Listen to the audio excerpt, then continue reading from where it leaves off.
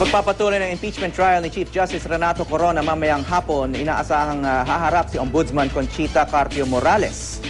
Daktakda siyang tumistigo kaugnay sa umano'y $10 million account ng punong maestrado.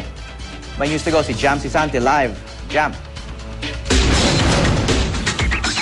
Yes, Hawi, kapanapanabik nga ang pagpapatuloy na impeachment trial mamayang hapon dahil sa posibleng pagharap ni Ombudsman Conchita Carpio Morales para tumistigo sa umunay dollar account sa Chief Justice Renato Corona. Matapos ang 2 araw na break mula sa impeachment trial para makapaghanda ang depensa, magpapatuloy na muli mamayang 2:00 ng hapon ang presentasyon ng ebidensya ng kampo ni Chief Justice Renato Corona.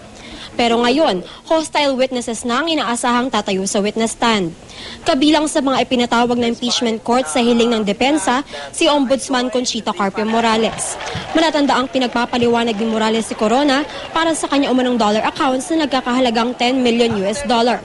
Bagay na mariin ang tinanggi ng punong maestrado. Dating magkasama sa Korte Suprema sina Corona at Carpio Morales na nagretiro bilang Associate Justice noong nakaraang taon.